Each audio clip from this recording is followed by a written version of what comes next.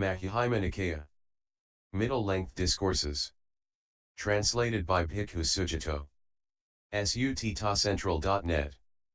Middle Discourses 53. A trainee. So I have heard. At one time the Buddha was staying in the land of the Sakyans, near Kapilavatthu in the Banyan Tree Monastery. Now at that time a new town hall had recently been constructed for the Sakyans of Kapilavatthu. It had not yet been occupied by an ascetic or Brahmin or any person at all.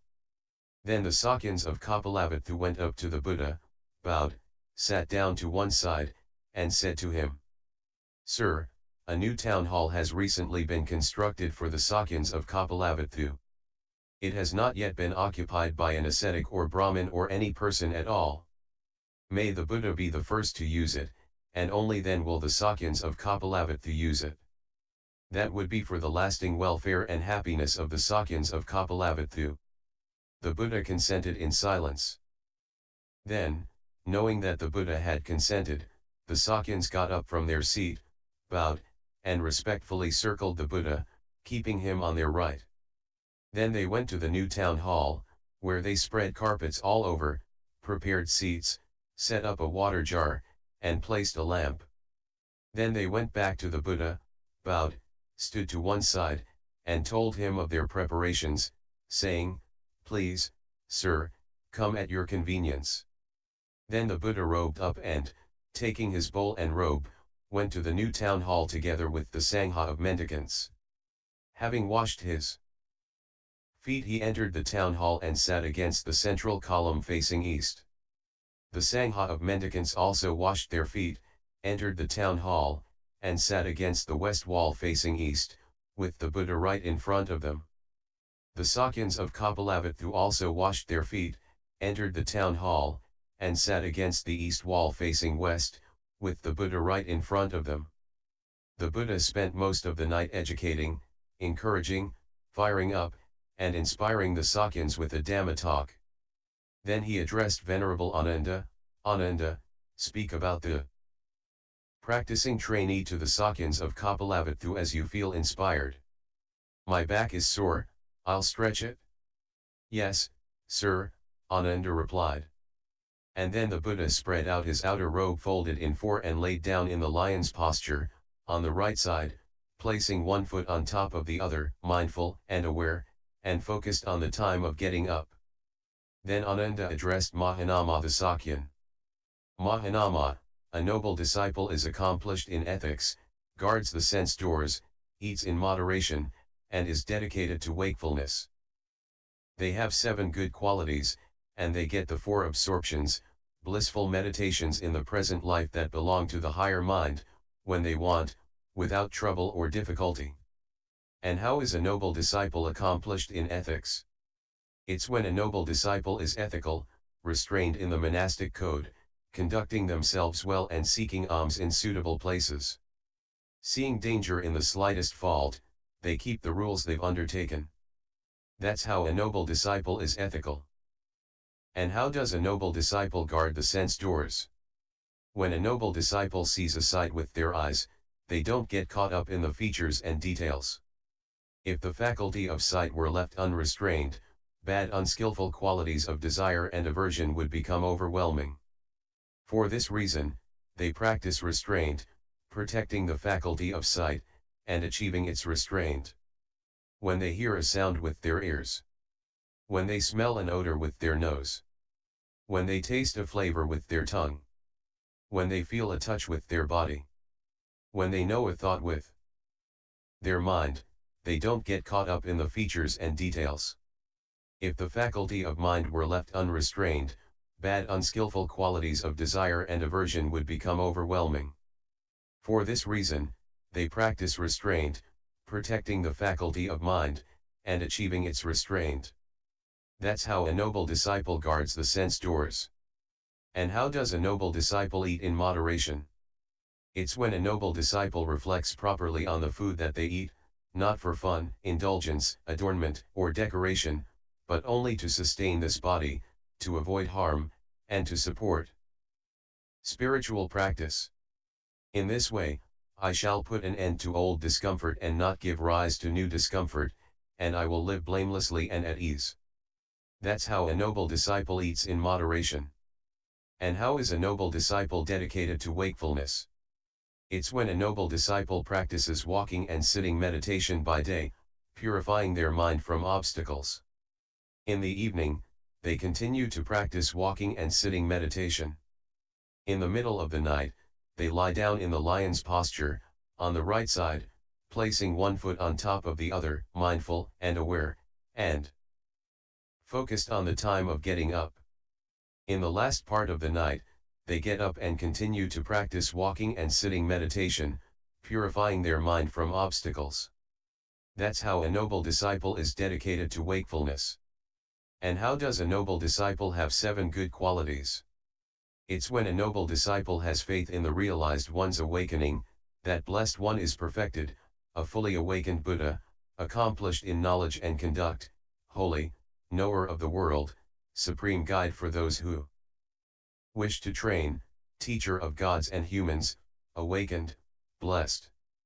They have a conscience. They're conscientious about bad conduct by way of body, speech, and mind, and conscientious about having any bad, unskillful qualities. They exercise prudence. They're prudent when it comes to bad conduct by way of body, speech, and mind, and prudent when it comes to acquiring any bad, unskillful qualities. They're very learned, remembering and keeping what they've learned. These teachings are good in the beginning, good in the middle, and good in the end, meaningful and well phrased, describing a spiritual practice that's entirely full and pure. They are very learned in such teachings, remembering them, reinforcing them by recitation, mentally scrutinizing them, and comprehending them theoretically. They live with energy roused up for giving up unskillful qualities and embracing skillful qualities.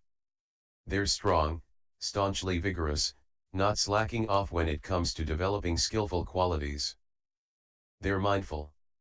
They have utmost mindfulness and alertness, and can remember and recall what was said and done long ago. They're wise. They have the wisdom of arising and passing away, which is noble, penetrative, and leads to the complete ending of suffering. That's how a noble disciple has 7 good qualities. And how does a noble disciple get the 4 absorptions, blissful meditations in the present life that belong to the higher mind, when they want, without trouble or difficulty?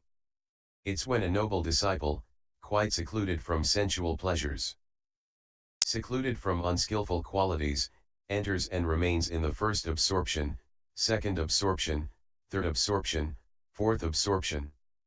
That's how a noble disciple gets the 4 absorptions, blissful meditations in the present life that belong to the higher mind, when they want, without trouble or difficulty.